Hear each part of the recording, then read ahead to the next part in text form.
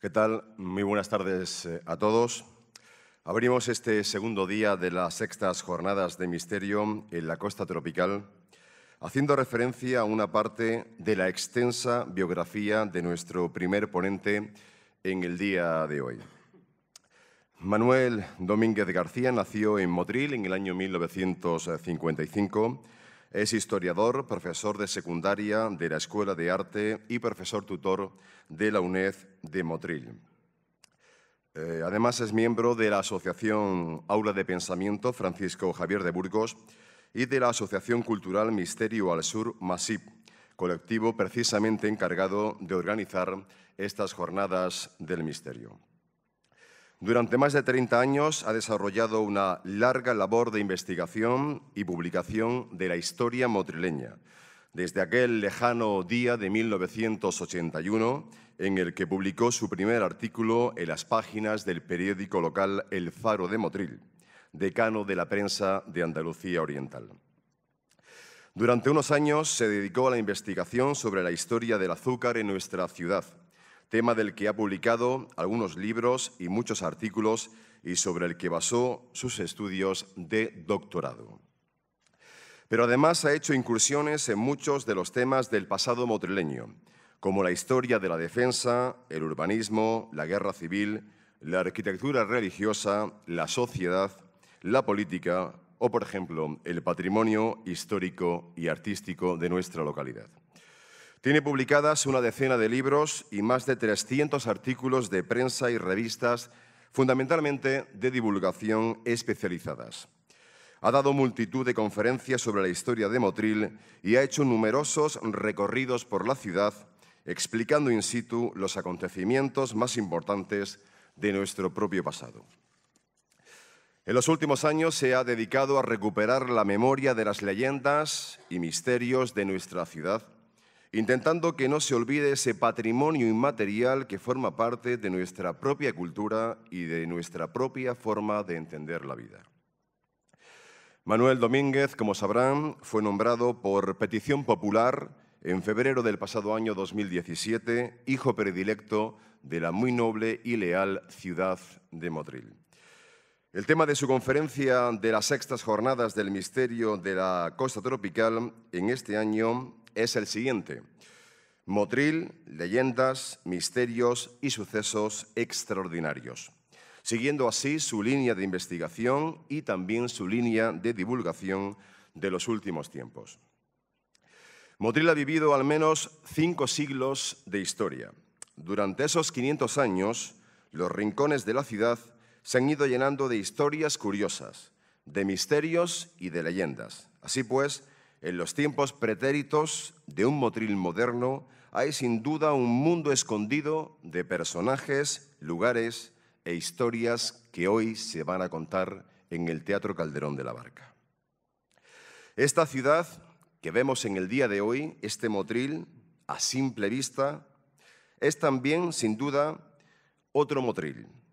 Hay que prestar atención y además escarbar convenientemente para ver esa otra ciudad que está debajo de esta urbe contemporánea repleta de historias casi olvidadas que duermen el sueño del tiempo.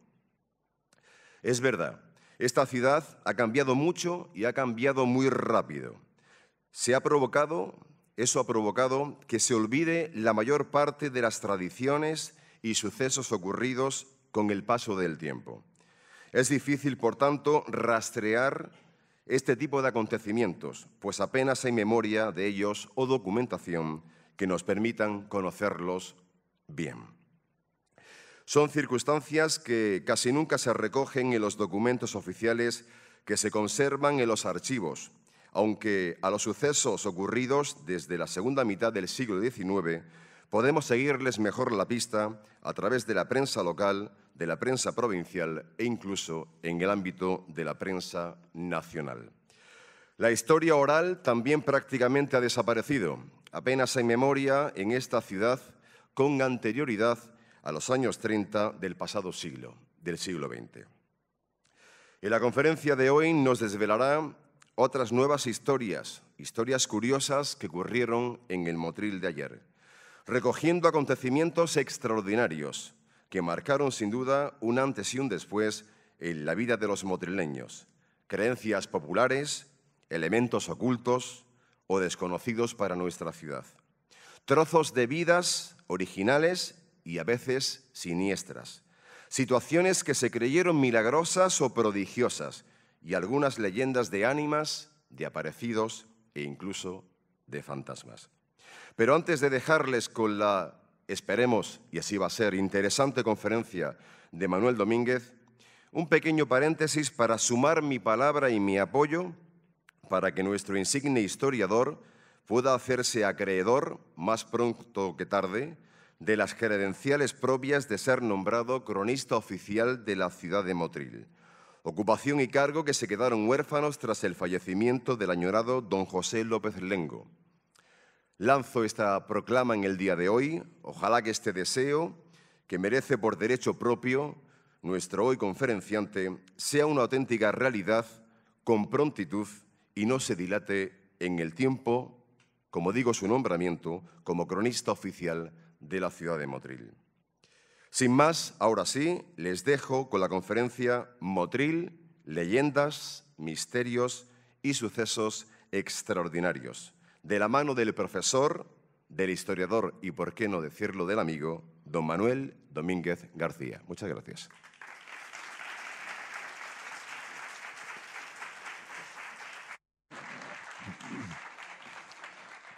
Bueno, muy buenas tardes a todos y encantado de estar otro año en la sexta jornada de misterio, que ya sabéis que desde la asociación MASIP preparamos con todo cariño a lo largo del año para que Motril salga fuera del ámbito local y nos traslade un poquito fuera con estas sextas jornadas de misterio. Es verdad que, como decía antes el presidente de la asociación, hemos tenido la mala suerte de que el segundo conferenciante de hoy, José Quijarro, no pueda venir por un problema de salud familiar, pero bueno, intentamos pues que disfrutéis con esta jornada de misterio donde tocamos diversos temas y también a lo largo del año pues con otra serie de conferencias que organizamos prácticamente mensualmente a lo largo del año. Yo voy a hablaros hoy de, como decía antes José Manuel González, de uno de los temas a que me he dedicado últimamente, en los últimos años, con más intensidad. Es verdad que sigo publicando cosas de política, de historia política de Motril, de historia económica, de patrimonio. Me gusta mucho el tema de estudiar cómo era el Motril del siglo XVI o del siglo XVII, pero también, a la misma vez que me dedico a investigar la historia, entre comillas, científica, también me dedico un poco a la historia patrimonial, es decir, la historia de las mentalidades, de la cultura. En historias que, como veréis, son muy curiosas, que se olvidan con el tiempo, porque son historias que se generaron en una determinada época en la historia de Motril y después pasaron porque se olvidan, pero todavía podemos recuperar algunas porque yo tuve la suerte, en los años 80, cuando empecé a trabajar en historia de Motril, de conocer todavía muchos de los personajes que habían investigado cosas de Motril o historias de Motril anteriores. Y puedo citar a don Francisco Pérez, que fue cronista oficial de Motril durante muchos años, conocía perfectamente la historia de Motril, había nacido en 1900, con lo cual conocía muchísimas cosas del siglo XIX y también de principios del siglo XX. Conocía a don Joaquín Jiménez Canales, que era un veterinario que le encantaba escribir cosas sobre historias de Motril y sobre tradiciones motrileñas. Conocía a don Antonio Ayudarte, un maestro insigne de Motril, al cual se le otorgó en su momento la medalla de oro de Motril, que también llevaba muchos años, era un enamorado de su pueblo y escribía muchísimas cosas de Motril. Y tuve la suerte de tener mucha amistad con ellos, de hablar muchísimas horas con ellos, y ellos son los que muchas veces me trasladaron las leyendas que hoy os voy a contar o que ya he publicado en libros anteriores. Gracias a ellos he podido saber algunas cosas de historia oral, de tradición oral, que sin ellos pues se hubieran perdido y que gracias a que ellos tenían una memoria impresionante y una capacidad de guardar recuerdos impresionante y además de contarlo muy bien, pues pude guardar algunas de las leyendas, no todas por desgracia, porque tuve la mala suerte de no apuntarme las cosas y fiarme de mi memoria. Y bueno, eso es lo que intento recuperar. Otras, como veréis, las he sacado de los archivos, otras las he comprobado yo mismo, otras las he sacado de la prensa del siglo XIX, principios del siglo XX, pero casi todas son sucesos extraños, curiosos, extraordinarios. Algunos de ellos son de historia negra, es decir, de asesinatos y tal, pero que en su momento marcaron la historia de la ciudad y que generaron pues debate, polémica, preguntas de los motrileños y que después, pues como en el paso del tiempo, pues se han olvidado y bueno, pues yo he intentado recoger algunas. Ya he publicado algunas en un librito que publicamos en 2015 sobre historias curiosas del antiguo Motril y me quedaron algunas en el tintero y algunas de ellas en las que os voy a contar, voy a intentar contaros esta tarde.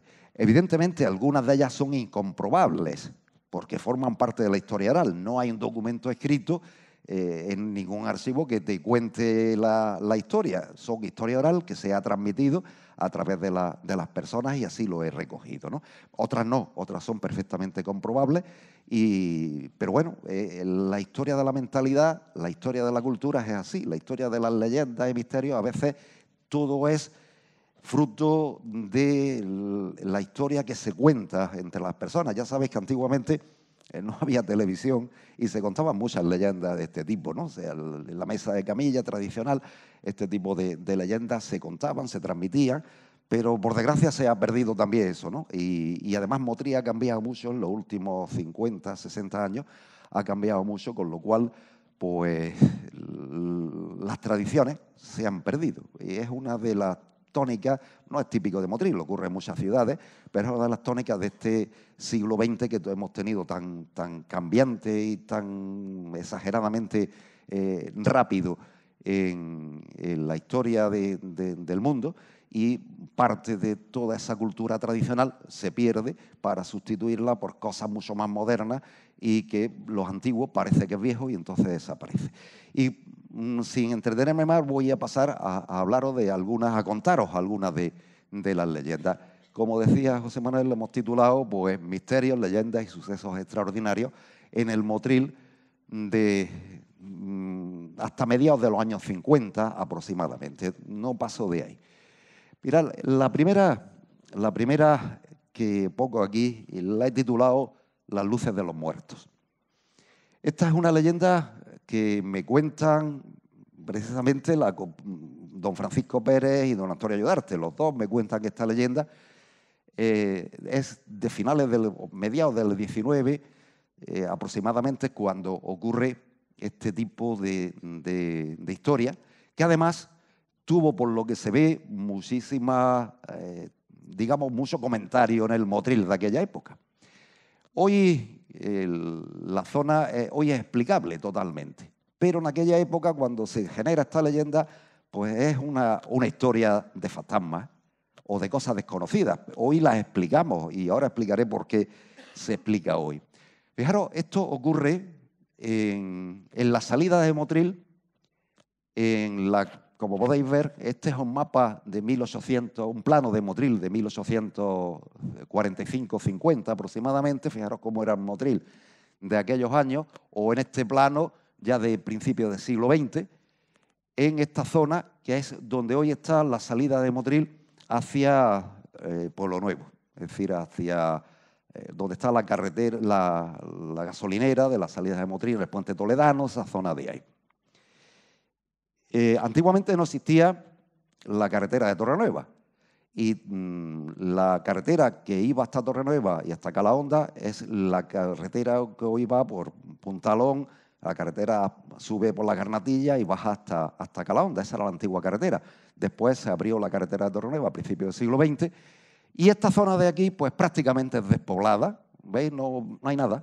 Es decir, excepto aquí el convento de Capuchinos, aquí una ruina de un antiguo ingenio azucarero, pero aquí una antigua alfarería, pero aquí nada más en lo que hoy es la zona de Puente Toledano. Pues bueno, empieza a correr la voz en Motril de que los días de lluvia sí se veían unas luces en el suelo, unas luces de color verde, azulado, contaban, de color verde azulado, en el suelo, y que la gente empezó a darle verdadero terror pasar por ahí en los días que hacía tormenta, lluvia y tal. Nadie se explicaba por qué esas pequeñas luces aparecían en el suelo, y claro, en la mentalidad de la época, de mediados finales del siglo XIX, eso era atribuible también automáticamente, el desconocimiento científico era automáticamente atribuible a sucesos extraordinarios. Era algo raro, algo extraordinario que ocurría en esa salida de Motril.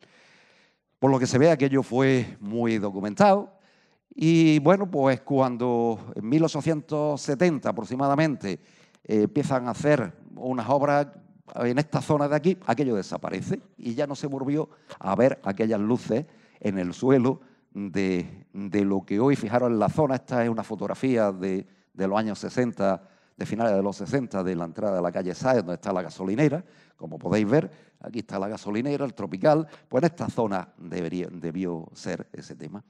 El terror en la ciudad fue tremendo, el comentario tremendo. No se puede pasar por ahí porque por las luces que aparecen ahí en los días de tormenta hay que tirar por la calle, o lo que hoy es la calle Cáceres, por arriba, porque por abajo no se puede tirar, porque ahí pasa algo, da miedo y no se puede pasar por ahí en las luces, en las noches de tormenta.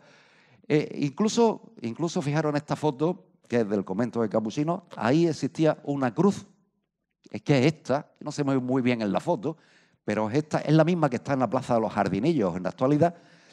Era la cruz del Humilladero, que tradicionalmente se ponían en la entrada de las ciudades, se ponían unas cruces, después la quitaron de ahí, de la zona de estar más o menos la gasolinera de Curo Vargas, y la trasladaron a la Puerta de Capuchinos, con la leyenda que ahí se despedían los entierros y esas cosas. Ahí la tenéis, es la misma, fijaros, si os dais cuenta, es la misma que hay en la plaza de los Jardinillos y en la actualidad. Pues en esta zona se veían esas luces verdes. Fijaros, ahí está todavía la cruz esta, que es antiquísima, del siglo XVI, en la Rambla de Capuchinos. Bueno, ¿cuál es la explicación? La explicación científica, la explicación seria. Fijaros, cuando a principios del siglo XX se hacen unas obras, se allana para hacer la carretera de Torrenueva, todo el allanamiento para hacer el puente toledano, lo que encuentran es una fosa común. Una fosa común de las épocas de la epidemia, seguramente, como había una fosa común en la zona de San Francisco, por allí la huerta de San Francisco, hoy construida toda de Salén, yo la llegué a ver, como había otras en las Parragueras. Es decir, antiguamente, en las épocas de epidemia, a los muertos de epidemia los enterraban en una fosa común, como la que hay, parece, debajo de la iglesia del Carmen, o en la plaza del Carmen, y curiosamente nada más que eran fuegos fatuos. Seguramente en las noches de tormenta, montones de cuerpos ahí en descomposición, de materia orgánica en descomposición, generaban pues fuegos fatuos. Evidentemente, una cosa que hoy explicamos con todo tema científico generó una historia de terror en Motril, generó una leyenda de que en la zona de entrada de Motril no se podía pasar porque en las noches de tormenta algunas cosas especiales, terroríficas para la mentalidad de la época. Acordaros, una ciudad sin luz eléctrica, sin nada por el estilo, las calles oscuras. Imaginaros el terror que a los motrileños les generó lo que hoy explicamos científicamente y decimos que son fuegos fatuos. Tiene su explicación.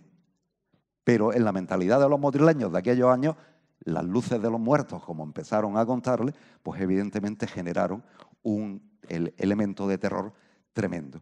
El Motril de 1850, 1860, 1870, eso duró unos 20 años aproximadamente.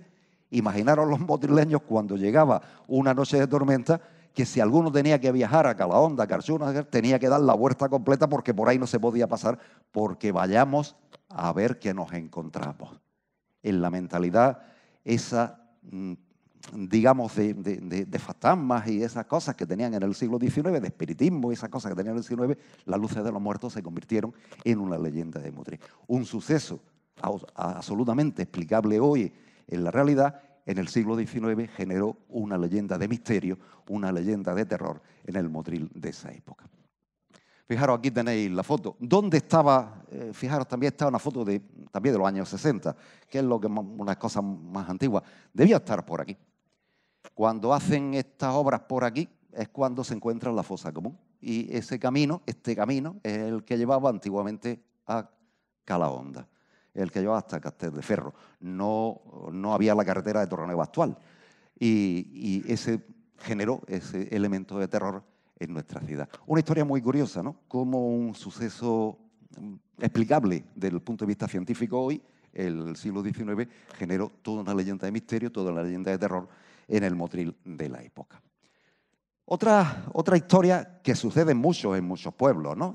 La he titulado Ladrones de niños.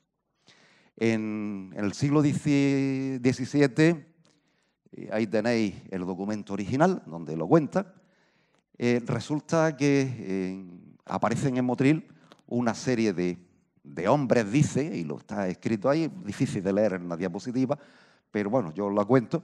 Aparecen una serie de hombres que se dedican a raptar niños en Motril. La historia de los mantequeros, ¿no? Esa historia que se repite constantemente, el hombre del saco, toda esa historia. Bueno, pues en realidad no raptaron a ninguno.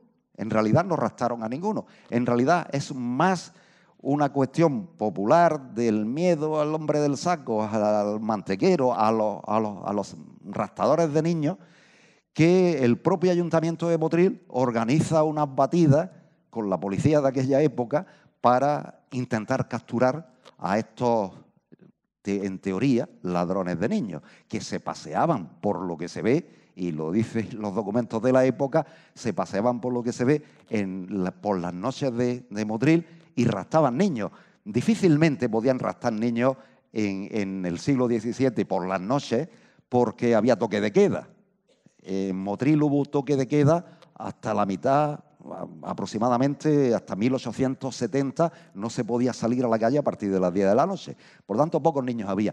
Pero pensaron primero que eran unos delincuentes, pensaron primero que eran eso, gente que se dedicaba a coger niños para lo que hicieran, con ellos no lo sabía. Pero incluso empiezan a pensar que no son ladrones físicos, que son enviados del diablo. Imaginaros, en la mentalidad de los motrileños del siglo XVII, en la forma de pensar, pasa la historia de unos ladrones de niños a ser un tema diabólico y piensan que lo que están viendo por la noche, que parece que hay unos hombres que andan por Motril intentando secuestrar niños, no son hombres, son diablos, son enviados, son demonios que intentan capturar niños para convertirlos o perder su alma o la mentalidad de la época. Solución para quitar eso. Ya no vale la policía, no vale los soldados que salían a buscar de noche a ver si conseguían capturar a algunos de estos hombres secuestradores, sino ya es la iglesia la que interviene. Ya es el vicario, es el cura de la iglesia mayor que se reviste con todas sus vestiduras, que saca la sagrada forma, que hacen una procesión nocturna, que hacen todo este tipo de elementos, porque ya no hablamos de delincuentes, hablamos del demonio. Y fijaros, realmente, ¿fue verdad el suceso? Pues seguramente también habría algunos hombres extraños que la gente le dio miedo y automáticamente pasó de un tema de secuestradores de niños a un tema diabólico. En vez de ser un tema de policía, como debió ser al principio, como fue al principio, se convierte después en un tema absolutamente de demonio y apariciones, y que el demonio rapta niños, y que el demonio se lleva a los niños de Motril, y que tenemos en Motril no 1, 5 demonios que raptan niños en la ciudad. Fijaros cómo se cambian las cosas, fijaros cómo realmente, seguramente existió algún tipo de personajes delincuentes que andaran por Motril, por las calles de Motril. Difícilmente, digo, porque había toque de queda y toda la noche había la guardia, recorría la ciudad para impedir problemas, ¿no? Las tabernas se cerraban a las 10 de la noche, se cerraba todo a las 10 de la noche y se prohibía, excepto en caso de urgencia, se prohibía salir a la gente a la calle a partir de las 10 de la noche. Pero esto en una mentalidad tenebrosa, una mentalidad muy relacionada en el siglo XVII, muy relacionada con la mentalidad de las creencias en temas diabólicos, en temas de posesiones, en aquelarre, brujería y todas esas cosas, pues automáticamente en Motril pasa lo mismo. En Motril se convierte una leyenda normal pues en un tema diabólico. Ya no es el ejército, la guarnición de Motril, la que sale a la calle a ver qué pasa, no es la policía, es la procesión, es el vicario, es la sagrada forma, es la cruz de la parroquia la que va a conjurar, a exorcizar la ciudad para que esos 5 demonios se vayan de Motril y no capturen las almas de los niños. Fijaros qué leyenda tan curiosa y tan bonita. Imaginaros en la mente de la gente, poneros en la mente de la gente de aquella época, imaginaros cómo se sentirían, ¿no? Es decir, a mi niño no es que se lo lleve un secuestrador, es que se lo lleva el demonio, es que se lo lleva un enviado del demonio. Evidentemente, la leyenda hasta tal punto llegó que este documento lo escribe el administrador del conde de Luque, que tenía muchas propiedades en Motril, y le escribe al conde contándole la historia de lo que ha pasado en Motril. Es decir, pues en Motril ha pasado, estamos asustados todos porque hay demonios que recorren la ciudad por la noche intentando capturar niños. Este es el Motril, o parte del Motril de la época, ¿no? Imaginaros, como contaba antes, un Motril oscuro, un Motril sin iluminación, un Motril absolutamente donde la gente se alumbraba con velas, con antorchas o con candiles. Imaginaros lo que significaba contar una historia de personajes diabólicos, el miedo que la gente tenía en esa época. Imaginaros la procesión nocturna de los curas, los sacerdotes de la iglesia mayor, recorriendo las calles de la ciudad, intentando exorcizar a los demonios. Eso debió ser terrible, ¿no? Imaginaros la imagen, ¿no?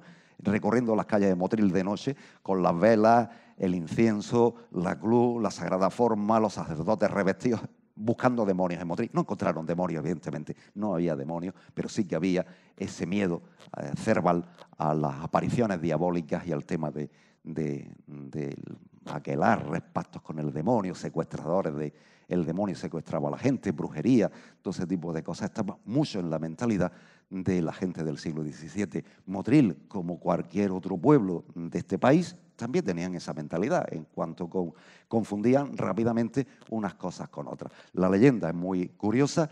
También esta sí la he podido contrastar documentalmente, conocía la leyenda, pero esta sí que he encontrado documentos que efectivamente cuentan la realidad de cómo fue la cosa.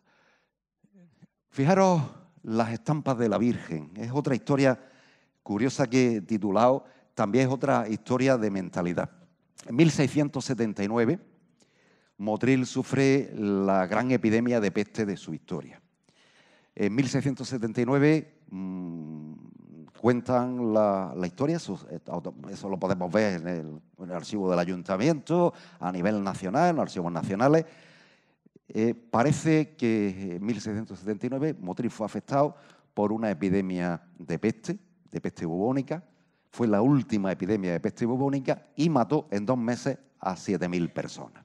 En Motril no había tanta gente, la población de Motril en aquella época debía ser pues 3.000 o 4.000. Lo que pasa es que había, como en esa época, el mes de marzo o abril, cortaban la caña de azúcar, habría muchos forasteros, 7.000 o 8.000 personas que venían de fuera a cortar la caña de azúcar y a trabajar en los ingenios azucareros. Esas personas generalmente estaban muy mal alimentados, se alimentaban muy mal y cualquier epidemia, cualquier enfermedad les afectaba muchísimo. 7.000 muertos en prácticamente 2 meses. Eso, imaginaros la mitad de la población que había en Motril en aquella época del año 1679, murió en 2 meses. De ahí lo que yo contaba antes, las fosas comunes, esas como la que había en la entrada de las luces de los muertos. Esto tiene su explicación, ¿no? Pues evidentemente aquello fue un desastre. Imaginaros todo, la mortalidad tremenda. Hay documentos, no sabían dónde enterrar muertos ya, los enterraban en las calles, en las plazas, fosas comunes, no había cementerios suficientes para tanta gente. Pero ocurre una cosa muy curiosa, y es que las casas lo que hacían, fijaros, esta no es Motril, evidentemente, he sacado los documentos a otro sitio, lo que hacían era marcar las casas que había epidemia de peste, la marcaban, generalmente con una cruz de almagre, de pintura roja, marcaban la casa para saber que en esa casa había enfermos de peste y para saber que esa casa había que aislarla. Eso lo cuentan los documentos, es decir, el Ayuntamiento de Motril, los concejales de aquella época se dedicaban en esa época a salir por las calles a marcar las casas con las marcas de rojo, las cruces de rojo, para evitar que nadie entrara en esas casas. Quemaban las ropas, quemaban las camas, quemaban cualquier cosa que hubiera estado en contacto con un enfermo de peste. Ya sabéis que en aquella época no había ningún remedio contra la epidemia de peste, el fuego, lo que purificaba absolutamente, y eso es lo que hacían. Ellos sí regaban con vinagre la casa, blanqueaban las casas con cal viva, que tenía cierto sentido, porque evidentemente la cal viva es un desinfectante importante, pero en Motril, fijaros, en ese año había en Motril 1.715 casas. Dice que se libraron 276 de la peste. Todas las demás familias que había en estas casas fueron afectadas por la peste. ¿A qué lo atribuyen? Pues hay una historia muy curiosa. Es que, ahí lo tenéis en el documento original, 2 mercaderes de la ciudad de Motril repartieron entre sus amigos y conocidos unas estampas de la Virgen de los Dolores, y aquella familia que había cogido las estampas de la Virgen de los Dolores no le afectó la peste. Desde luego la Virgen de los Dolores tenía un poder impresionante, porque las 276 familias que se libraron de la peste, dice que se libraron gracias a la Virgen de los Dolores. Seguramente, y yo no lo pongo en duda, ahí ese prodigio sale a nivel nacional. Es decir, este es un documento que está a nivel nacional. Dice que enviaron, ellos habían regalado las estampas, debió ser la estampa, esta no es la original, ¿no?, pero parecidas a esta, y que indudablemente aquellas familias que tenían las estampas de la Virgen de los Dolores no les afectó la peste.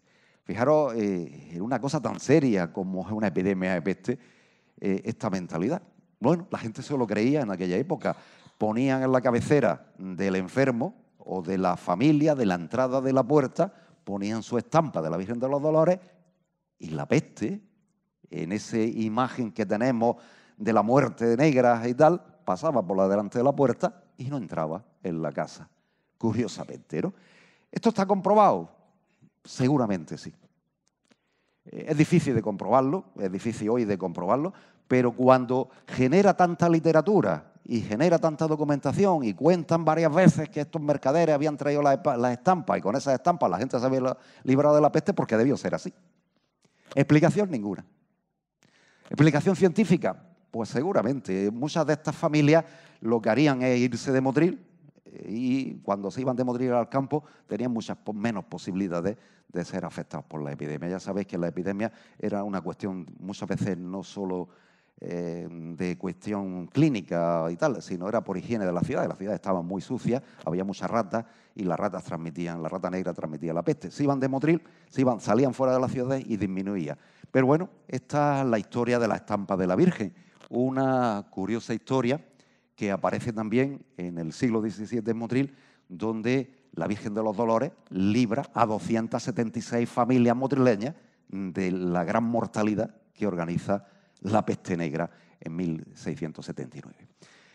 No podía contar también historias de ovnis, que también las hay. La he titulado pues, Historias de ovnis. Yo conté una, precisamente de la epidemia de 1679, donde en la noche del 13 de junio de 1679, en Motril vieron unas luces en el cielo. Como era la noche de San Antonio, pues atribuyeron esas luces en el cielo, que además iluminó Motril de una manera impresionante, lo atribuyeron a un milagro de San Antonio, el 13 de junio, y entonces ellos creyeron que la peste de 1679 se acabó pues, con aquel milagro de las luces de San Antonio de aquella noche. Es verdad que a partir del 13 de junio la epidemia empezó a remitir, pero historias de ovnis hay más. Ahí tenéis información de la prensa del siglo XX, he cogido historias del siglo XX, de historias de ovnis en Motril. Fijaros, la titula, esta ocurre en 1919, la historia del aeroplano misterioso. Durante un tiempo determinado, sobre Motril por las noches se veía una luz en el cielo con 2 focos que iluminaba Motril desde arriba. En aquella época un avión no se podía quedar quieto, no había helicópteros todavía en el año 1916. ¿Qué fue aquello? Pues no se lo explican, ¿no? Fijaros que dice, hace 2 noches y a eso de las 8 se presenta un aeroplano con 2 potentes focos eléctricos. Unas veces se plantó sin movimiento sobre Motril, a poca altura. Anoche se vio sobre Salobreña y estuvo sin moverse más 3/4 de hora. En 1916 los aviones no se paraban en el cielo. Ahí tenéis una historia de ovnis, ¿no? Fijaros, lo refleja, estos son periódicos nacionales. Este es el periódico, creo, La Época, y aquello es del Sol, de Madrid. Sí, llegó hasta el tema nacional. Incluso he puesto, fijaros, detectados varios ovnis en el sur de la península. Y lo dice aquí, 1983. Fijaros, 5 minutos más tarde, un objeto aparece sobre el cielo de Motril, dejando una estela luminosa. El Escuadrón de Vigilancia Aérea número 9 declaró no haber detectado nada con el radar. Lo vio mucha gente, ¿eh? Este ovni del 1983, este objeto volante no identificado, no fue un globo sonda ni nada por el estilo. Eso sí que está atestiguado el caso que aparece. Fijaros, historias de ovnis. Pero también tenemos historias de ovnis sobre Calahonda. Esta de 1956. Aparece un ovni sobre Calahonda. Aparece, fijaros la noticia, la publica ABC. Aquí, el ovni de Calahonda. Aquí cuenta la historia, como aparece por la mañana. Aparece un ovni que recorre la playa de Calahonda y la antigua carretera. Aquí tenéis la fotografía de la antigua carretera. Hasta tal punto que fue importante, fue conocido porque sale en un periódico nacional, el ABC de la época. Pero incluso vamos más, curiosamente entrevistan a un teniente coronel que veraneaba en Calahonda y fue testigo del ovni de Calahonda. Explicación, este hombre era un militar del Ejército del Aire, conocía, y este hombre fue entrevistado por el periódico ABC, y tampoco se explica la historia de lo que vio. Y él lo vio con toda tranquilidad. El hombre dice, yo vi ese objeto volante, se paró encima de Calahonda, después desapareció, y efectivamente lo cuenta en ABC. Yo, un teniente coronel, en aquella época, en 1956, no sé, ni en la actualidad, se arriesgaba a contar una historia que no fuera verdad. Pues ahí lo tenéis, en la página. Este es el retrato que le hicieron al teniente coronel, testigo de la aparición del objeto volante sobre Calahonda, y lo dice aquí, ovni sobre un típico pueblecito andaluz, Calahonda.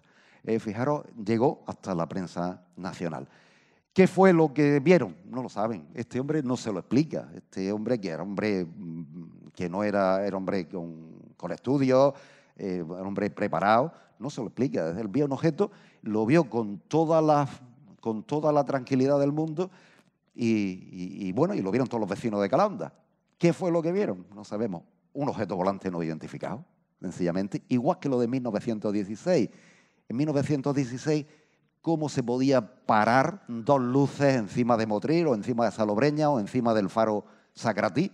Porque en aquella época no había tecnología de helicópteros, no se podía parar un avión. Pues aquello ocurre sencillamente en la historia de Motril. Fijaros cómo tenemos también historias de platillos volantes. Es lo que empieza a llamarse platillos volantes, la historia de objetos volantes no identificados. Hay muchos más, ¿eh?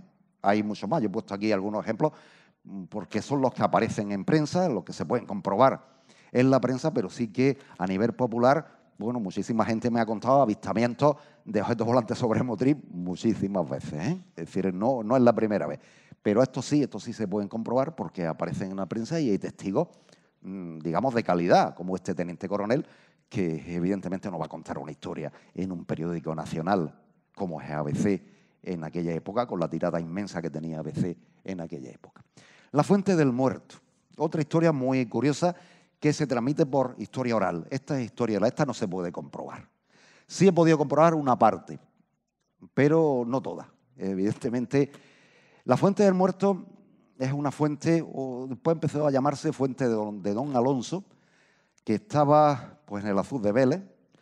Hoy está seca, hoy se agotó. Cuando hicieron las canalizaciones, las captaciones de agua subterránea del Guadalfeo, acabaron con la fuente, pero durante mucho tiempo se llamó Fuente del Muerto o Fuente de Don Alonso. Está pues, a la altura de casi un poco más para arriba de la presa de desviación para la acequia de Motril. De esta Fuente del Muerto se sacó originariamente el canal de aguas potables de Motril. De esta fuente fue la primera abastecedora del canal de aguas potables de Motril. Incluso se pensó en una época sacar una acequia de esta fuente para regar la zona norte de Motril y llevar incluso el agua a Carxuna, ¿no? Fijaros si era una fuente. Pues la historia de la Fuente del Muerto empieza a llamarse así porque allí ven un muerto. Porque allí la gente que pasa por las noches se encuentra con una figura que la gente empieza a decir que es un muerto y que evidentemente aquello no se puede comprobar. La gente empieza a decir la fuente donde está el muerto y aparece con el nombre de la Fuente del Muerto. Es comprobable en la prensa de aquella época. Fijaros, esta es la foto de la Fuente de Don Alonso del siglo XIX, hoy está seca, hoy no existe esta fuente, y estaba, pues esto es la Vega de Motril, la zona del Azud de Vélez, la acequia, pues por esta zona de aquí está, pues la ha podido ver esta fuente. Había mucha gente que vivía en los cortijos. En el siglo XIX, en todos estos montes que separan Motril del río Guadalfeo, había muchos cortijos, en toda esta zona había mucha gente en cortijos, incluso le llamaban los cortijos del cielo, porque estaban muy altos. Y la historia cuenta una cosa muy curiosa, está recogida en el Defensor de Granada, en el periódico Defensor de Granada de finales del siglo XIX. Este es el término de Motril de aquella época, pues la Fuente del Muerto estaría, fijaros, los cortijos del cielo estarían por aquí. Esto es el Motril, esto es toda la vega, esta es la acequia, y esto pues es la Vega Pataura y la Rambla Escalate, pues alrededor de la Rambla Escalate, y todo esto había, si os dais cuenta, este mapa del siglo XIX, la cantidad de cortijos existentes, pero cortijos donde, no como hoy, que son cortijos a fines de semana, sino gente que vivía todo el año en el cortijo. Bueno, pues cuenta la historia que se aparece una figura que debió ser parecida a esta, es decir, una figura de alguien negro con una capucha que aparece cuando la gente van por el camino de los guajareños para ir a Guájar, igual de vez en cuando se encuentran una figura de este tipo.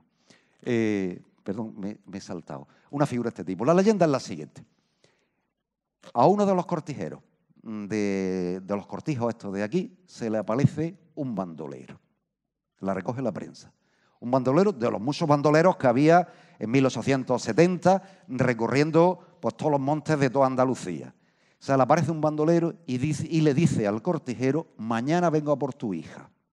Mañana me llevo a tu hija. Tenía una hija con 16 años y el bandolero aparece en el cortijo, armado hasta los dientes, como iban, pistola o fusil o lo que llevaran, y le dice a los cortijeros, mañana vengo y me llevo a tu hija.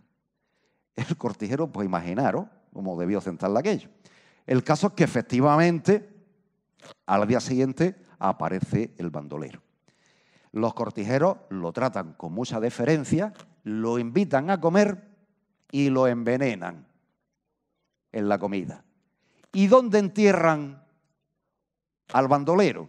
Porque después la Guardia Civil interviene y encuentra la tumba del bandolero al lado de la Fuente del Muerto. Y curiosamente, a partir de esa historia real, aparece la historia de la aparición del fantasma o de lo que fuera, de esa figura oscura, de esa figura humana que aparecía algunas noches de verano, fundamentalmente en verano, en el camino de los guajareños en la Fuente del Muerto.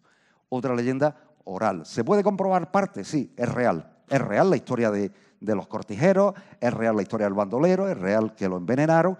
Fijaros, no les pasó nada, es decir, ni los detuvieron, porque se habían cargado a uno de los bandoleros más perseguidos por la Guardia Civil de la época. De camino, pues se le quitaron un problema en medio. Y curiosamente, a partir de la muerte del bandolero, es cuando empieza la historia de la Fuente del Muerto. Es otra historia muy curiosa de Motril. La Cruz del Pañero. Yo no sé si habéis visto esta cruz. Esta cruz está en la subida de la carretera de Granada, un poco más para arriba de la Nacla, de la urbanización de la Nacla, ahí tenéis la Cruz del Pañero. Hoy, fijaros, esta es una fotografía actual, está en blanco y negro, pero es actual. En esta Cruz del Pañero es porque se puso ahí porque mataron a un comerciante de paños, unos ladrones, para robarle. Ahí tenéis la Cruz del Pañero, un sencillo monumento, una piedra, con una cruz de hierro forjado en la parte de arriba, que recuerda, como cuento ahí, el sitio donde se produjo el robo y asesinato de un comerciante de paños, que se llamaba don Pedro García Esteves, está escrito en la piedra. Yo he hablado con el tataranieto de este hombre, me llamó un día, del pueblo de Fortuna, lo mataron cuando tenía 40 años, el 19 de abril de 1792, y ahí, en conmemoración, no sé quién, la familia seguramente, levantaría esta cruz. El tataranieto un día me llamó para ver si se podía restaurar, porque está pintada de negro. La han pintado, no sé quién, lo pintó con pintura negra, una cruz del siglo XVII, la verdad es que del siglo XVIII quedó fatal. Pero la historia empieza, como muchas de las historias que todos vosotros conocéis, de apariciones en las carreteras. Esta es la curva de la S, ya no existe hoy porque ha variado la carretera. Esta es la curva de la S. Pues bueno, en los años 40, 50 aseguraban que en la curva de la S aparecía una figura que avisaba que la curva era muy cerrada y muy peligrosa. Esa es una historia que se repite seguramente en todos los pueblos de España. Lo habéis oído todos, la niña de la curva, la famosa imagen de la curva, pues también en Madrid tuvimos la imagen de la curva en esta época. Incluso, yo no me atrevo a decir el nombre, pero me cuenta la historia, la pude comprobar, que un día iba un alcalde de Motril de estos años a Granada a las 6 de la mañana y se paró, apareció la figura, se paró y le dijo al chofer, párate que voy a hablar con él. Y se bajó. Yo no he podido comprobar más nada, pero sí que es verdad que la historia de la Cruz del Pañero es muy curiosa. Es otra leyenda que digo que es muy frecuente, que hay hasta una tesis doctoral sobre apariciones de personas en la carretera, hay hasta una tesis doctoral recogiendo las leyendas que hay en toda España. No recoge la leyenda de Motril, pero si alguna vez conozco al que escribió la tesis, le diré que lo incluya alguna vez la leyenda de la Cruz del Pañero de Motril. ¿En qué piensa la gente cuando en teoría empieza a correrse la voz de que aparece una figura ahí? Pues en el pañero, en el que mataron en esa curva.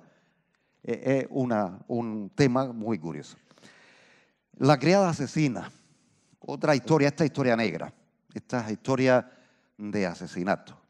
Mirad, es un señor de Motril, esto está publicado en un pliego de cordel. El pliego de cordel es lo que iban contando los ciegos por los pueblos, y una de las historias recoge este asesinato de Motril. Empieza así, triste y lamentable historia que acaeció a un caballero natural de Motril el 28 de mayo de 1861 con una moza de servicio con la cual se casó y por ambición dio veneno a un niño que tenía el caballero, y de modo milagroso como se descubrió el enorme crimen y el castigo que recibió la criada asesina. La historia es muy, muy curiosa. Mirad el pliego de cordel. De aquí está sacada la historia esta de la criada asesina. Esto es un pliego de cordel en 1861. Esto era muy típico de la literatura de Cordel, era muy típica en aquella época. La gente era muy analfabeta en aquella época y lo que hacían era ir contando historias por los pueblos, y curiosamente esta historia sobre Motril se ha conservado. Bueno, pues este hombre, que era un señor adinerado de Motril, no conocemos el nombre, no lo recoge. La mujer muere, tenía un niño pequeño y se casa con una de las criadas que él tenía. Él se va a un viaje de negocios, seguramente pues, en aquellos años, pues 1860, sería el algodón y cosas así, se iría a un viaje de negocios, y esa ausencia del padre lo aprovecha. Bueno, él tenía ese hijo del primer matrimonio y lo aprovecha la criada para envenenar al niño y enterrarlo en el jardín de la casa. La criada denuncia la desaparición del niño, lo denuncia la Guardia Civil, todo Motril se lanza a la calle a buscar al niño, la Guardia Civil no lo encuentran, evidentemente, y cuando vuelve el padre le cuentan que su hijo ha desaparecido, que se ha ido de la casa y que alguien lo habrá arrastrado, y la historia El hombre lo pasa muy mal, pero curiosamente un perro que él tenía se para al lado de un árbol que tenía en el jardín y el perro se pasa días puesto ahí aullando, sin moverse. El caballero llama a la Guardia Civil y deciden excavar al pie del árbol. Y efectivamente, fijaros el dibujo, este dibujo está recogido en el pliego de Cordel, encuentran el cadáver del niño. Automáticamente, ¿a quién acusan? Pues a la criada, automáticamente a la criada. Fijaros, presurosa la justicia, a muerte la ha sentenciado, que este era el fin del malvado en el cadalso morir. Escarmiento a los traidores, que en este caso presente, siempre Dios omnipresente, manda el crimen descubrir. Es propiedad de Manuel Garcés. No sé quién es Manuel Garcés, pero sí que es verdad que la historia es muy curiosa, porque es el perro el que lleva a descubrir el crimen de la criada. A la criada la sentencian, como en este dibujo que aparece, este es el dibujo que aparece original en ese pliego de Cordel, a la pena del garrote vil. Es decir, la que condenan a muerte y la justician en la plaza pública de Motril. La plaza pública de Motril sería seguramente la Plaza de España, ¿no? La condenan y fijaros el dibujillo que recoge. Este es un tema de historia negra curioso en el Motril de 1860. Imagino que sería tan comentado que se recogió en la literatura de Cordel. La Torre de la Muerte, este quizás lo conocéis un poco más. Esta es la iglesia mayor, la Torre de la Vela. Esta es la Torre de la Vela. Esta es la parte de atrás de la iglesia de la Torre de la Vela. La Torre de la Vela se construye a mediados del siglo XVI como un elemento de defensa de la ciudad. Es una torre para defensa de la iglesia y defensa de la ciudad.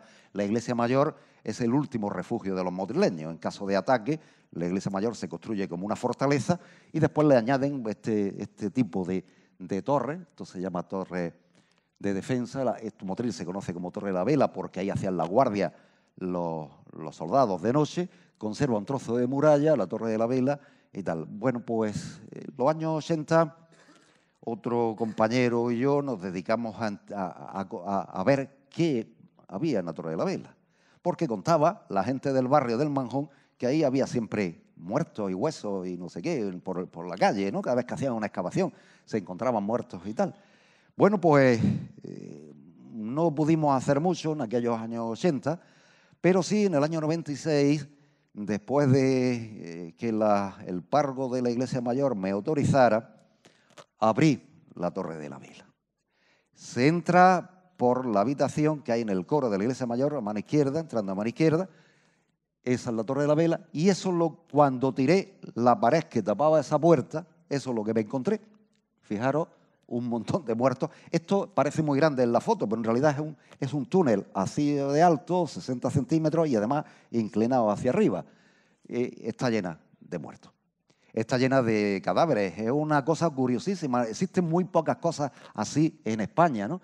Fijaros el interior, estas son fotografías, esqueletos y venga muertos dentro de la Torre de la Vela. Yo me metí con otro amigo, Jesús Molina, para hacer estas fotos. Pues bueno, pues tuvimos que caminar por lo alto de todos estos esqueletos. Bueno, las leyendas, fijaros cómo es el interior, no se ve muy bien la foto, pero está llena, como veis, esto es una montaña de huesos. Incluso, fijaros, ahí hay un cráneo en ese agujero que hay ahí, hay un cráneo ahí metido.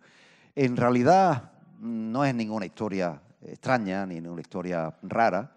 Sencillamente la Torre de la Vela es el lugar donde se deposita el osario del cementerio que antiguamente había en la parte de atrás de la iglesia del Carmen.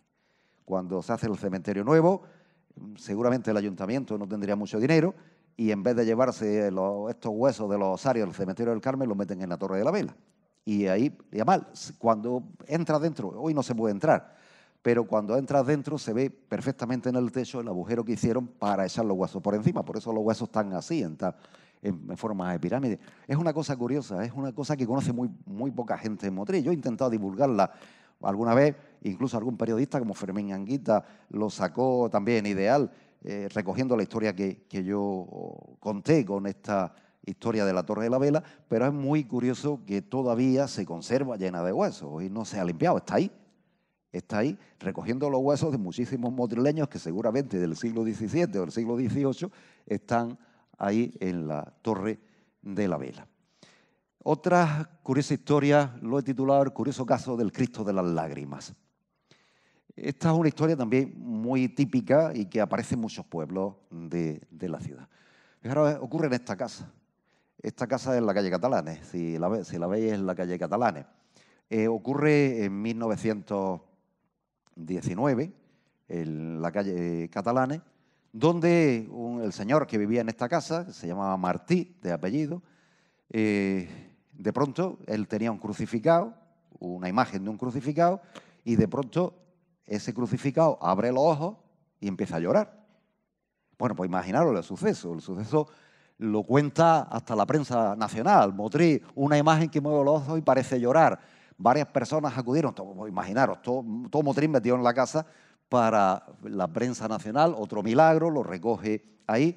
Es una imagen típica, ya sabéis, de los Cristos que lloran o las vírgenes que lloran, que aparece frecuentemente. Bueno, esa historia recorrió el Motril de aquella época, incluso a nivel nacional se contó la historia del Cristo que lloraba en Motril, un prodigio absolutamente. Incluso llaman no se fían de ellos mismos, llaman a los agustinos, a los frailes agustinos, para que comprueben, y los frailes comprueban que efectivamente el Cristo abre y cierra los ojos y llora. La segunda parte que se habla de esto, perdón, me lo he pasado, la segunda parte que habla de esto es que, bueno, yo no sé si el Cristo lloraba, los testigos de la época dicen que sí. El periódico se pregunta una cosa, el periódico se llama El Motín, que era un periódico satírico que existía en España en esta época. Decía, que curioso, que cuando el señor de la casa, este señor se llama Martí, se va a presentar a las elecciones. El Cristo llora cuando se presenta a las elecciones. El señor Martí salió como congresista de Motril. Fijaros la publicidad tan inmensa que salió de este hombre en toda España. ¿Realmente el Cristo lloraba? Los testigos dicen que sí. Los agustinos certificaron que sí, que efectivamente aquel Cristo que este hombre tenía puesto en su casa abría los ojos y lloraba. Lo vieron miles de testigos en Motril. Bueno, podemos hacerle caso a esa forma de tomárselo un poco a broma que hace el periódico El Motín y dice otro milagro con un poco de broma, o fijaros la historia en serio, ese Cristo que derrama lágrimas en la ciudad de Motril, que bueno, fue famosísimo. Vino gente no solo de Motril, de Granada, de muchos sitios a ver al Cristo que lloraba. Ya sabéis que eso trae siempre mucha gente, al Cristo que lloraba de Motril. La historia un poco después, curiosamente, cuando terminan las elecciones, el Cristo deja de llorar. Pero bueno, ahí lo dice El Motín, no me lo invento yo, no lo dice el periódico. ¿Sería verdad? No lo sé. El caso es que el milagro del Cristo de las Lágrimas, como empezaron a llamarlo en Motril, fue una de las cosas más curiosas. ¿Qué hicieron con la imagen? No lo sé. No sé qué pasó después con la imagen, si se la llevó alguien o la mantuvieron allí. El caso es que no se vuelva a hablar más, una vez terminadas las elecciones, del Cristo que lloraba en la calle Catalanes de Motril. El asesinato de la calle Catalanes, otro de los sucesos de historia negra de la ciudad. Ocurre en 1921. Es una historia muy desagradable y la investigo porque en una de las casas actuales de la calle Catalanes, no voy a decir cuál es, la gente que vive ahí en el sótano oye un niño llorar y lo comprueba mucha gente. Y yo empiezo a investigar la prensa a ver si ha ocurrido algo en la casa y me encuentro con la historia del crimen de la calle Catalanes. La historia es muy simple. El dueño de la casa había tenido un hijo con una criada, la que había dejado embarazada a una de las criadas. La criada da a luz y al niño lo mata. Incluso la propia matrona no quiere ir a atender el parto, pero la traen a atender el parto pistola en mano, es decir, que van por ella, pistola en mano y recogido en la prensa. Fijaros, aparece grave suceso, desaparición de un niño en Granada en 1921, aparece el 30 de noviembre, incluso otra criada que existía en la casa dice que no, que el tema es verdad, que el niño, pero que es verdad que ella vio al niño nacer y que que ella lo vio matarlo y tal, pero la metieron en un manicomio en Granada. Contaba la historia de verdad. Es verdad que la familia era influyente y era poderosa en el Motril de aquella época y un poco el crimen se diluye, ¿no?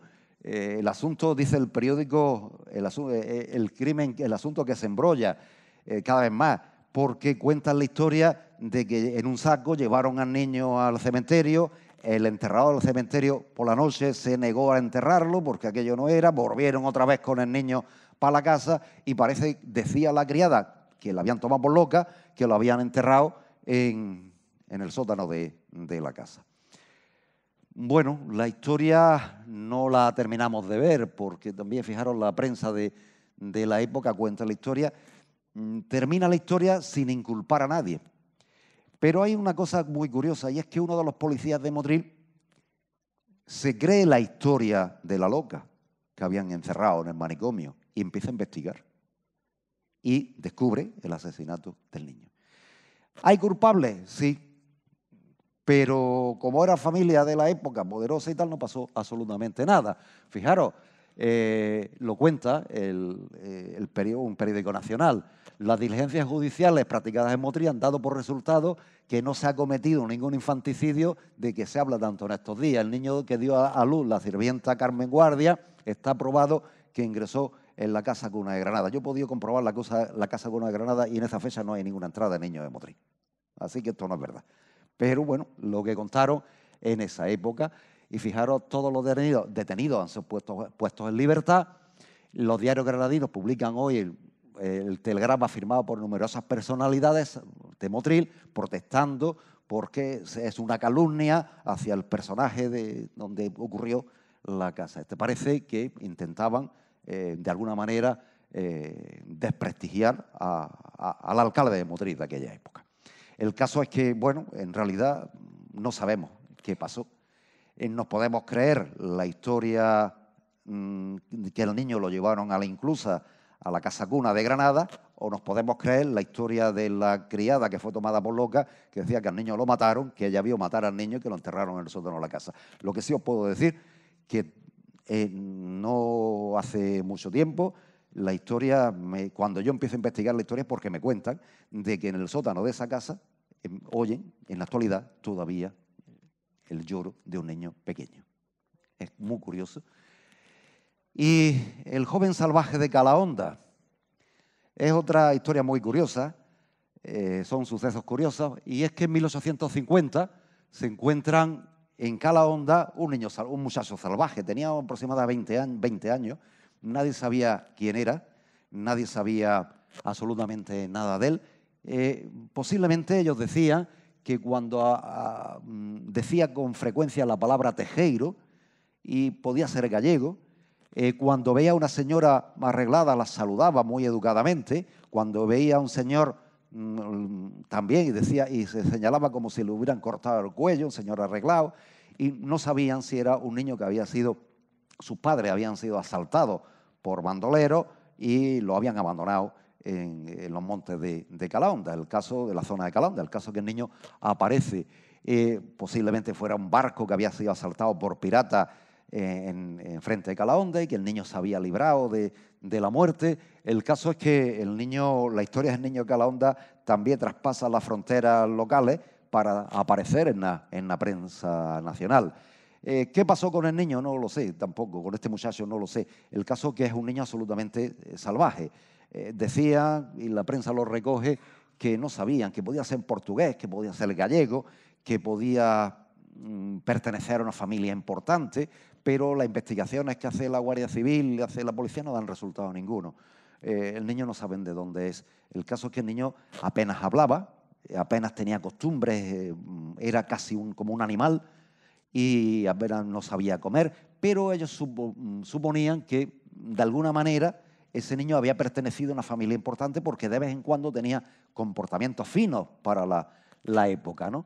El caso es que es una historia curiosa de este niño salvaje que evidentemente tampoco se llegó a saber quién era. ¿Qué pasó con el niño? pues es posible que el niño acabara. Fijaros que fue el corregidor de Motril, el gobernador provincial, decidieron estudiarlo detenidamente al niño, debieron llevárselo a Granada y no sé qué pasó con el niño. No, la prensa ni la documentación que se conserva no recoge más qué pasó con este muchacho salvaje de Calahonda. Es otra historia curiosa, otro suceso extraordinario que también alimentó mucho la imaginación de los motrileños y de la gente de Calahonda, y ya os digo, a nivel nacional, en 1850.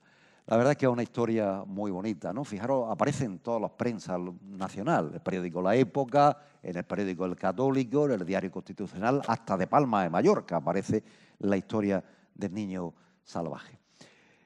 También voy a hablaros, para terminar, de los buscadores de tesoros. También Motril hemos tenido buscadores de tesoros, muchos, más de lo que parece. Ya sabéis que en las antiguas leyendas, todos hemos hablado alguna vez del tesoro de los moros. La historia que corrió pues, durante mucho tiempo de cuando los judíos, los moros, abandonaron España, pues enterraron sus riquezas, e incluso había, como en la conferencia que di el año pasado, sobre el tema de los libros de magia. A través de los libros de magia se podían encontrar esos tesoros. No funcionaba así, pero sí que es verdad que había esa costumbre. En Motril hemos tenido buscadores de tesoros, evidentemente, y han aparecido tesoros en Motril. Fijaros, un tal Alonso Domínguez Tofiño, no sé si fue pariente mío, no lo sé. En mi familia hubo un Alonso Domínguez, pero del siglo XIX ya, es posible que fuera este. Decía, había pedido permiso, curiosamente, es una cosa muy curiosa, porque había pedido permiso al Estado para explotar una mina de oro en Motril. ¿Cuándo está la mina de oro en Motril? El caso es que, fijaros, el diciembre el Estado le dice al Ayuntamiento de Motril que no le ponga impedimento a el tal Alonso Domínguez Tofiño para que descubra la mina de oro, las minas de cobre y de oro que hay en Motril. Incluso este personaje es un personaje extraño, un personaje curioso. Fijaros dónde aparece otra vez. En 1621, el corregidor de Ronda, la petición de Alonso Domínguez Tofiño para que en Ronda averigüe si era cierto que en un hueco debajo de la casa de la viuda de Losa, que no sé quién es, difunta, se habían encontrado grandes cantidades de monedas de oro y otras muchas joyas de valor. El Domínguez Tofiño estuvo implicado en la búsqueda de oros, tesoros y cosas así, con toda seguridad, ¿no? Aparece más veces, ¿no? Y es un buscador típico de oro, de tesoros del siglo XVII, un típico buscador de tesoros. Mirar, tesoros encontrados en Motril, monedas de oro de la época Felipe II en la Iglesia Mayor. Cuando se hacen las obras después de la guerra, cuando vuela el crucero de la Iglesia Mayor, el Porvorín, encuentran monedas de oro en la Iglesia Mayor. ¿Dónde están? No lo sé, pero sí que es verdad que encontraron un tesoro. El tesoro, sí, de la Calle Nueva, algunas monedas del tesoro de la Calle Nueva, y el tesoro que había debajo del Cerro de la Virgen, que también encontraron un tesoro en 1914 de monedas antiguas también de oro, que tampoco sé dónde fueron a parar. Hay historias de tesoros en Motril. Pero la última que conozco es muy curiosa. Buscaban en Motril en 1956 3.000 kilos de oro en un cortijo, una propiedad a las afueras de Motril, propiedad de este señor, don Ángel López Hita, que no sé, era de Madrid, pero tenía propiedades en Motril, y que buscaban un tesoro que venía con un radiestesista, en aquella época del péndulo, buscaban tesoro, y sabían la cantidad exacta, qué curioso, 3.000 kilos de oro. ¿Lo encontraron? Aquí dice el periódico que no, que hasta el presente, después de varios días de trabajo interrumpido, no se ve muy bien, pero no ha aparecido nada. Pero sí que buscaban un tesoro en Motril. ¿De dónde sacaron la historia de los 3.000 kilos de oro? Yo me imagino que las propiedades he podido intentar rastrear dónde era. Las propiedades de este señor eran, pues seguramente, lo que hoy ocupa el supermercado El Dani en la Avenida Salobreña, por ahí. El caso es que, bueno, tenéis historias que aparecen también en la prensa nacional. Esto está sacado de ABC, del periódico ABC, 1956, la noticia que en Motril están buscando 3.000 kilos de oro. Hicieron, pues seguramente, una excavación grandísima, no encontraron nada y, bueno, pues ahí estuvieron buscando un tesoro motrileño. Y termino con una historia que no es mía, con las entidades oscuras en la Esparraguera. No es mía, esta la he recogido del libro de Rafael Casares, Casas Encantadas, Enigmas y Lugares de Poder en Granada, que cuenta una historia de la Esparraguera. Cuenta una historia, no penséis que es del siglo XVIII ni del siglo XVII, que es de 1974, donde en una casa de la calle Esparraguera, no cuenta Rafael Casares dónde es, vamos, yo sé porque me lo cuenta él, porque él entrevistó a las personas, donde en esta casa aparece una figura fantasmal vestida de negro, muy alta, y que estuvo apareciéndose durante bastante tiempo en una de las casas del barrio de la Esparraguera. Estoy hablando de 1974. En 1974 eso se mantuvo muy en secreto, pero los testigos viven todavía hoy. Es decir, que todavía hoy esto pueden contar, y Rafael Casares lo cuenta en su libro, que evidentemente era una de las historias de terror que en el foco que él dice de la calle Cañas, calle Esparraguera, que es donde se producen las apariciones en Motril, tiene este caso que él cuenta de las entidades oscuras, de esas imágenes oscuras que aparecen en el salón y en el dormitorio, en el cuarto de estar y en el dormitorio de esta casa de la calle de la Esparraguera. La historia es muy curiosa, la historia fue terrorífica para esta familia, no podéis ni imaginar lo terrorífica que cuenta la historia de Rafael Casares, debió ser una cosa terrorífica. Imaginaros que estáis en vuestra casa y aparece una figura casi 2 metros de altura negra y que además no anda, sino se desplaza por toda la casa, una cosa terrorífica. Y es otra historia de apariciones que aparece en Motril. Y con esto termino, pero quiero terminar con una historia un poco más graciosa, ¿no?, que toda esta. Mirad, en Motril, hasta el siglo XX, y bien entrado el siglo XX, hay una costumbre, y había muchos pueblos de España, que se llama cencerrada. ¿Sabéis lo que es una cencerrada, no? Es decir, cuando un señor mayor se casaba con una chica joven, pues automáticamente le tocaba los cencerros, la noche de boda, toda esta historia. Y en Motril había mucha costumbre tradicional de montarle la fiesta, el lío, a aquellas personas que se casaban, aquellos hombres mayores que se casaban con chicas jóvenes, pues el pueblo iba a montarle la cencerrada. Quien presidía la cencerrada era un personaje que siempre iba, que no sé dónde salía, vestido con un traje negro y tal, que subido en un burro, que presidía la cencerrada, que le llamaban el Abanto. ¿Ha oído la palabra en Motril, Abanto? El Abanto mareado. Pues el Abanto precedía. En 1850, un maestro de Motril, con 70 años, viudo, se casa con una chica de 18 años. Aparece en la prensa de la época, ¿no? Bueno, el pueblo entero sale a la calle a montarle la fiesta, la noche de boda, a montarla, pero no os podéis imaginar que no es que fueran 20, es que según cuenta la prensa iban miles de personas a contarle en la casa la cencerrada. Al jefe de la policía de Motril de la época no le da nada más que por intentar detener al Abanto, a este señor que iba montado en el burro, que era el primero que iba en toda la cencerrada y toda la gente detrás, detenerlo, y dice: harto la autoridad, queda usted detenido, a la cárcel. Lo recoge así en la prensa. La gente dice: no, aquí no se detiene a nadie, que estamos en una fiesta, y no se le ocurre al jefe de la policía que ordenar la carga de los guardias a culatazos para disolver la manifestación de la cencerrada. Bueno, la respuesta de la gente fue tremenda. Si aquel día no quemaron el ayuntamiento de Motril, fue de milagro. Imaginaros el Motril de aquella época, miles de personas enfadadas porque no permitían la cencerrada, a aquel señor, a aquel maestro de 70 años que se había casado, había cometido, decían la gente, el error de casarse con una chica joven. La cencerrada fue inmensa. El Abanto sí que salió mareado aquel día porque el jefe de la policía le dio con la pistola en la cabeza. Y aquí termino la charla de este día. Espero que os haya gustado en la historia de Motril.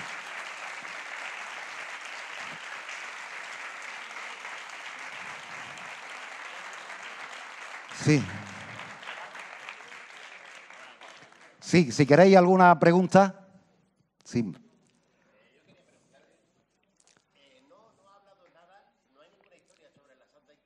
Sí, hay muchas.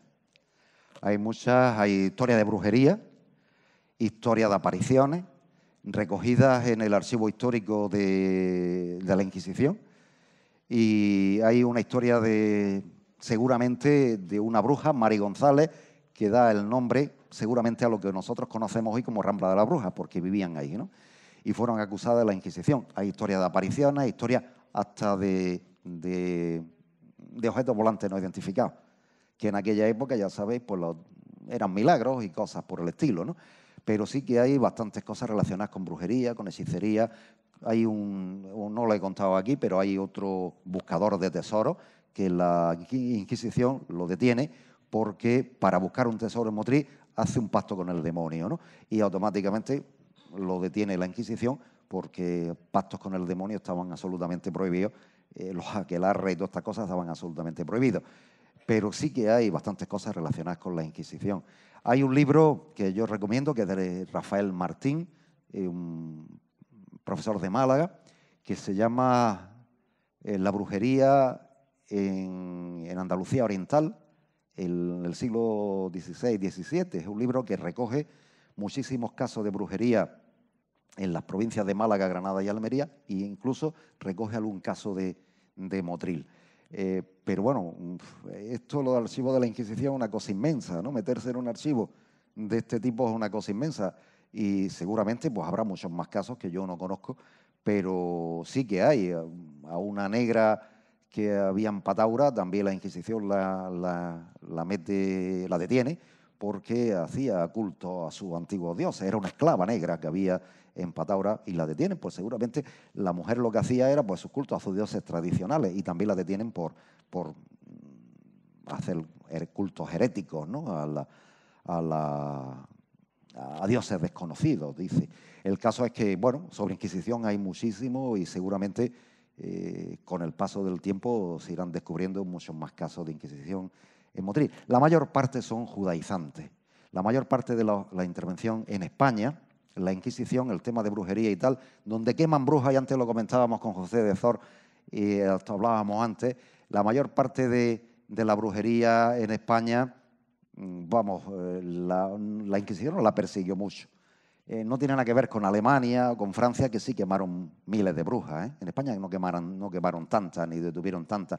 Lo que perseguía muchísimo era a los que, en teoría, practicaban el judaísmo, a los judeoconversos y a los musulmanes que ocultamente se habían convertido al cristianismo, pero ocultamente practicaban los ritos musulmanes. Fijaros, os voy a contar un caso, ya termino con esta historia ahora que me ha venido a la cabeza. En el Camino de las Cañas había en 1540 y tantos, dos familias vecinos. Y bueno, el caso es que los hijos de uno y la hija de una familia y el otro y el niño de la otra se habían prometido. El caso es que terminan peleados porque el matrimonio se rompe. Ya sabéis que era un matrimonio de conveniencia, fundamentalmente. El caso es que el matrimonio se rompe y las dos familias se pelean. Y una familia denuncia a la otra porque por la tapia que separaba los dos patios de la casa ve a la vecina que se estaba bañando desnuda. Y bañarse desnuda en 1630 era automáticamente un tema de Inquisición porque se suponía que los que se bañaban eran musulmanes. La testigo, la denunciante, dice: yo soy cristiana vieja y no me he bañado nunca. Y tenía 47 años. Y en cambio denuncia a la vecina porque la ve bañarse. Bañarse era cosa de musulmanes y se consideraba en 1540 se consideraba que eso de lavarse lo practicaban los musulmanes, los cristianos no. Y entonces cualquier cosa relacionada con la limpieza del cuerpo era cosa de moros. Y automáticamente la Inquisición intervenía porque se suponía que estaban haciendo culto a Mahoma a escondidas. Es una historia curiosa relacionada con el tema de la Inquisición. Sí.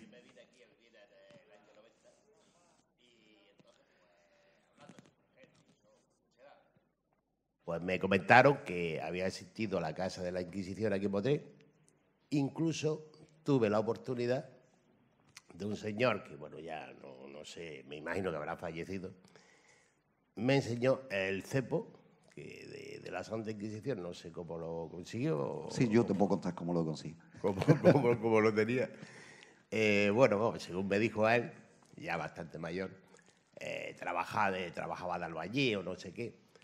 Y bueno, y se lo encontraron allí y se lo llevó a su casa. Y tuve la oportunidad de verlo, me lo enseñó, porque lo quería vender además. Y observé que tenía por una parte, se conserva bastante bien, por cierto, según, vamos, si no lo han extraviado, tenía un crucifijo y por la otra parte tenía la estrella de David. ¿Por qué era eso? No, la estrella de David no es la estrella de la luz, ¿no? Es lo que representa. No es la estrella de... No es los dos... La Inquisición a veces utiliza una estrella, pero es la estrella de que esa estrella que ilumina a la cristiandad, ¿no? Ese es el modelo. Yo no creo que en un cepo... Bueno, es posible, no lo sé. Había que verlo. No sé si un tema judaizante aparezca en un cepo de la Inquisición. Efectivamente existió hasta los años 70 una casa en la calle Marqués de Vistabella, me acordaba, que se llamó la Casa de la Inquisición. Incluso el escudo de la Inquisición se conserva todavía en la terraza de la segunda planta de la casa. Ahí está puesto todavía el escudo. Cuando se tiró esa casa, en los años 70, se tiró esa casa y el escudo se conserva. El escudo está allí puesto. Estaría más bonito en un museo, pero bueno, está allí puesto en la casa. Hombre, yo sé lo de cuando tiran la casa, allí acudió una multitud a llevarse cosas. Porque a la parte de la casa, nosotros de la casa aparecieron desde libros, escrituras, grilletes, cadenas, no sé cuánto, cepo. Bueno, y se lo llevaron, no ha quedado nada. Es decir, seguramente esa casa tendría mucha documentación relacionada con la Inquisición en Motril.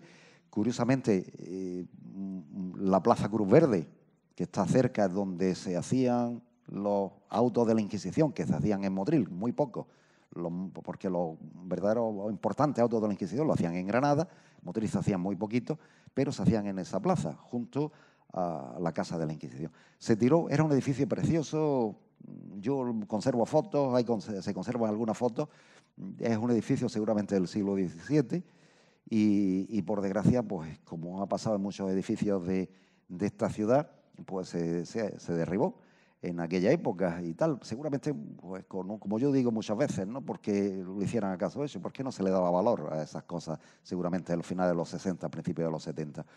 Y fue la casa efectivamente, de la Inquisición. Allí estuvo la casa de la Inquisición. Bueno, fue vivienda particular durante muchos años y sí, hubo gente que lo vio, yo no lo vi porque no estaba en esos momentos en Motril, pero sí que cuando se tira de esa casa sí que aparecen documentos, aparecen cadenas, aparecen grilletes, aparecen todo ese tipo de cosas. Se lo llevó la gente, es decir, la gente que pasaba por allí pues a llevarse cosas. Y sí, que estaría trabajando en la obra y se lo llevó seguramente. Y se encontró seguramente. Pues un objeto muy curioso, de los pocos que deben existir, ¿no?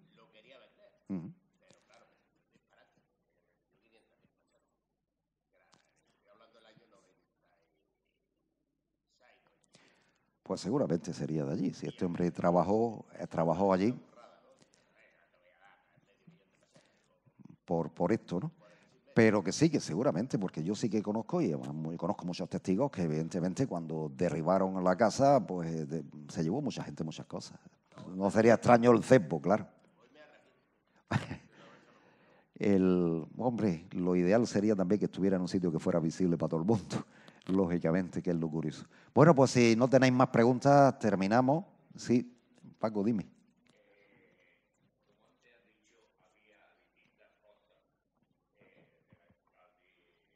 De la peste.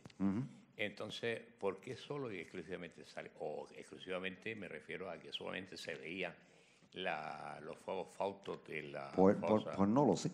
La verdad que no lo sé porque acordaros que cuando hicimos la ruta de la peste estuvimos en la Esparraguera, y en la Plaza de las Esparragueras había otra fosa común. Y bueno, era lógico porque lo que hoy es el convento de las Nazarenas fue hospital de apestados, sí, lo que hoy es el convento de las Nazarenas, y allá al lado pues enterrarían a la gente que se moría en el hospital. Pues no lo sé, porque no hay ninguna historia de fuegos fatuos en la Esparraguera, por ejemplo, o no hay ninguna historia de fuegos fatuos en la Huerta San Francisco que yo vi cuando las máquinas empezaron a hacer una obra y se encontraron una fosa común. Esa sí la vi yo en directo. No hay nada más que esa historia. Esa historia, además, es que la recoge, me la cuenta don Antonio Ayudarte, don Joaquín Jiménez Carales y Paco Pérez. Es decir, que los tres conocían esa historia y, bueno, pues la explicación podía ser de los fuegos fatuosos. ¿Por qué? Pues seguramente es porque eran tierras de cultivo, a lo mejor, y no estaban tan apelmazadas como puede ser las Esparragueras.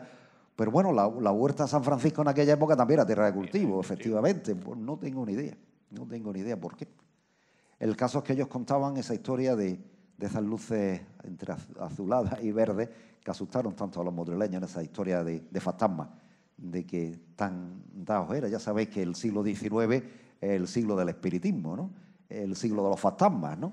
Y cuando se puso de moda todas estas cosas, y veían fantasmas por todos lados, ¿no? El caso es que toda esta historia de fantasmas, como he contado, la Fuente del Muerto, del fantasma de la Placeta del Espanto, son historias que surgen en el siglo XIX. Es decir, fundamentalmente es el siglo XIX el que cambia un poco la mentalidad. Es que el siglo XIX fue el siglo del espiritismo, es cuando se puso de moda el ponerse en contacto con los muertos. El tema del espiritismo se puso de moda. En Motril había una sociedad espiritista también muy importante, que estaba conformada por más de 300 personas que practicaban espiritismo en aquella época, ¿no? Se puso muy de moda el tema de la sociedad espiritista, y es en el siglo XIX cuando casi todas estas historias que aparecen. La historia que ayer leyó Charlín al principio, de la historia que contaba de las 7 mujeres y 2 niñas de la calle Comedia, es otra historia del siglo XIX. Todo aparece en ese siglo XIX, tan aficionados como estaban a la historia de fantasmas. Es verdad que hay algunas historias anteriores, pero casi todas responden a esa mentalidad de creer en apariciones que curiosamente en el siglo XIX se extendió, no solo en España, en toda Europa, es decir, que se extendió prácticamente y en Estados Unidos, ¿no? También llegó hasta América, y Estados Unidos se extendió ese gusto, digámoslo entre comillas, por lo fantasmal, por el contacto con el más allá, y todo este tipo de cosas se extiende muchísimo en el siglo XIX. Y es cuando casi toda la historia de fantasmas aparece. Antes es muy raro encontrar historias de fantasmas. En el siglo XVII hay algunas, ¿no? El siglo XVII, el siglo XVIII es muy raro. La mayor parte de la historia de fantasmas son ánimas benditas, ¿no? Las famosas ánimas benditas que se aparecen. Pero en el siglo XIX sí que son eso que en Motril le llamaban espanto. Esa figura que, como en el caso de la calle Esparraguera, pues aparecían casi siempre vestidas de negro, con una capucha puesta, y casi siempre no andaban, se desplazaban, ¿no? Una historia muy curiosa de historia cultural, porque al fin y al cabo estamos hablando de historia cultural. Esto es tradiciones, y las tradiciones son culturas, forman parte del patrimonio inmaterial. No solo es patrimonio el Teatro Calderón, es patrimonio, pues, estas leyendas, es decir, que muchas veces son patrimonio de la cultura de la ciudad. Bueno, pues muchísimas gracias a todos, y espero, pues, haberos entretenido un ratico.